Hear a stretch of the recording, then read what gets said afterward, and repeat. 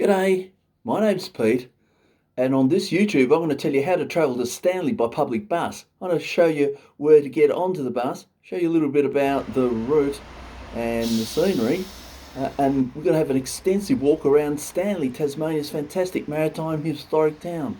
Finally, we're going to talk a little bit about the fares and the frequency of the service. Now, the first thing to do, of course, is always check your timetables. If there's one available at the bus stop, that's really good, and arrive there in good time. We say 10-15 minutes before. So we're going to leave from Catley Street in Burnie. Now, one thing you've got to watch out for is we're leaving from stop C, and there's other buses that use that. They go to Wynyard, and that won't help. So here's a map of central Burnie, and you've got to get to stop C. All the buses leave from that area. Now, I've got a paper ticket there, but you don't need it. You just have to get on the bus, chat to your driver. Off we go. We drive through Catley Street, turn right into Wilson. And on board the bus, we get an alternative view. Yeah, I'll go past one of my favourite cafes here in the corner, the Eurocaf. And Burnie, certainly a place to have a good look around. Lots of different shopping options, lots of different eating options. It's great. Anyway, we head off now, and we go past the Burnie City Council chambers. Yeah, no, they're good people. To get out of Burnie, we have to hit the famous Bass Highway, and yeah, we've got a hint of things to come. And now I show the very back blocks of Burnie. But very soon we reach Bass Strait. Yeah, this is a coastal bus route. It's very scenic, it's very good. Okay, let's have a look at the route on the map. We depart from Burnie. Our first major stopping place is Wynyard, almost a satellite suburb. Boat Harbour, Rocky Cape, finally to Stanley. At Stanley, the bus then goes onward to Smithton, but we get off at Stanley. Those vital route stats which everyone loves. 79 kilometres it takes to go from Burnie to Stanley. Travel time is about 70 minutes at average speed of 68 kilometres. I've done other YouTubes on how to get to Burnie, so you can have a look at those if you need to come from Hobart, say, for example. Well, this is Cooey, which is a suburb of Burnie, but you get these beautiful views. Now, Wynyard is the town, and we go past the yacht club there. Wynyard's got a lovely foreshore. Now, we caught the bus when there was no students from Helier College on it, so the bus actually was getting ahead of time, and every now and then stopped so it would have enough wouldn't get to the destinations too early. Look at the rich agricultural fields on this bus route. We go to a place called Boat Harbour. It's got a really nice cafe, which we had breakfast at on our way back. Gee, that was a fantastic place, such friendly service. The next place is Rocky Cape, and all these places, the bus stops, make sure it's on time, and there's usually a student or two get on and off the services. Now, we've just gone past a place called Detention River, and look at it there. I've taken a still shot there so you can have a better look at it. On we go. Here is Crayfish Creek, and then we approach Port Latter. Now, Port Latter is where iron ore is sent out by a ship, and the iron ore comes from the Savage River mine on the west coast, so that's an important part of Tasmania's economy. But very soon we see the nut. Yes, that ripple of excitement is on the bus. First views of the nut, and we get closer to the nut. The nut at Stanley, major icon in Tasmania, and everyone on the bus is talking about the views. We finally hit the Stanley itself, and I know that I'd have to get off the bus very soon indeed. Thank you very much, that was awesome, thank you. No worries. Cheers. See ya. Now here's an alternative view of myself arriving off the bus.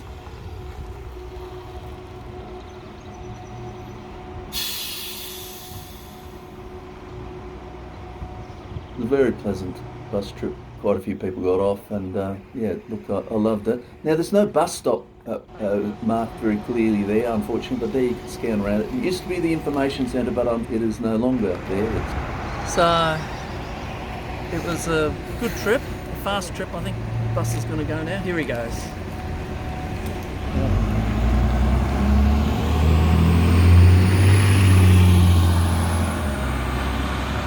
Here goes the bus. Off to Smithton. So the bus now, after quickly whipping around Stanley without stopping.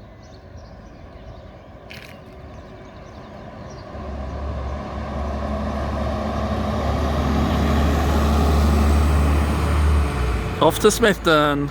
Now we're in the main street of Stanley, and the first thing we check out is a wonderful Stanley Hotel, built in 1847. The Stanley Hotel, we're on the extreme left-hand side of the balcony. Historic Stanley. A room at the Stanley Hotel is a room with a view, or a balcony with a view. The main street here.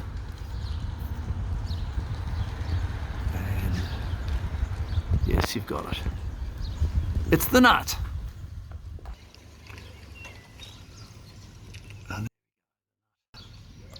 The Nut really dominates Stanley, and it's like a lost world up there. It's fantastic. But Stanley itself's a marvellous village. Now we're close up to the mighty Nut. It's pretty awesome. And there's the chairlift. It's not operating at the moment.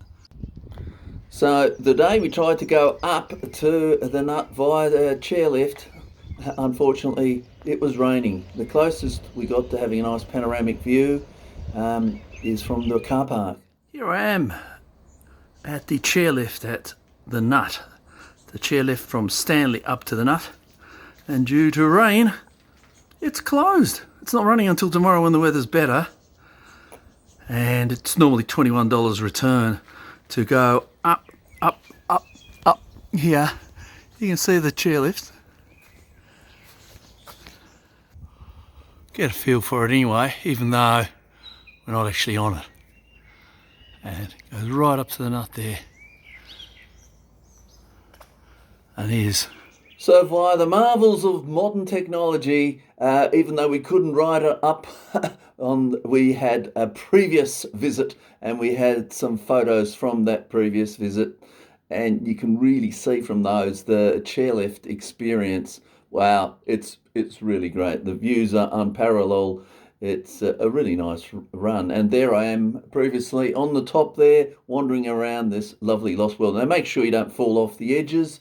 That wouldn't be the best thing to do, but yeah, you got a really good view of the port of Stanley, which was so important there, and beautiful beaches there. Yeah, no, it's pretty terrific, and there you can see the bottom of the village, which I'll show you soon. Now, in the rain, we went to Joseph Lyons's cottage that he was born in. Now, who is Joseph Lyons?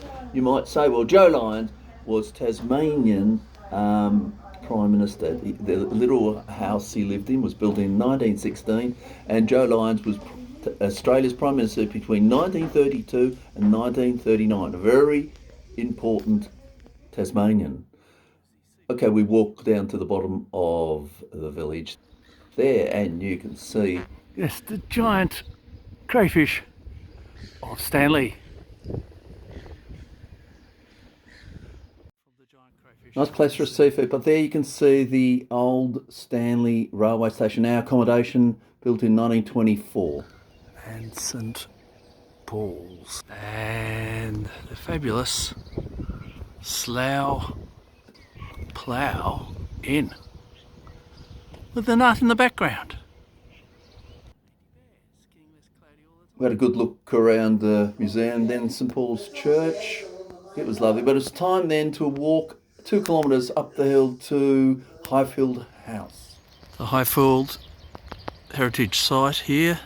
Stanley, just a short walk from the bus stop. What a lovely place. So many different buildings. A bit like something out of Wuthering Heights. Almost expect to see Kate Bush jumping leaping out at you somewhere. We were amazed by how beautifully this house had been developed and kept. Here is the sort of lovely sitting areas. And then, of course, the dining.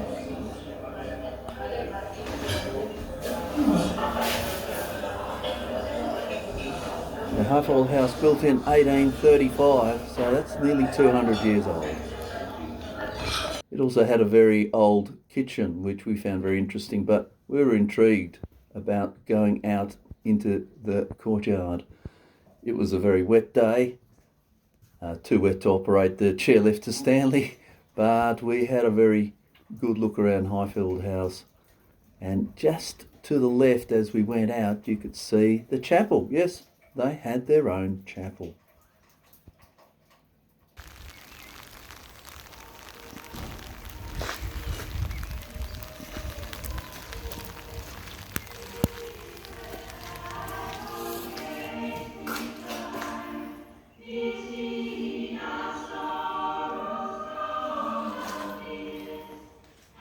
So from the chapel there were some stairs.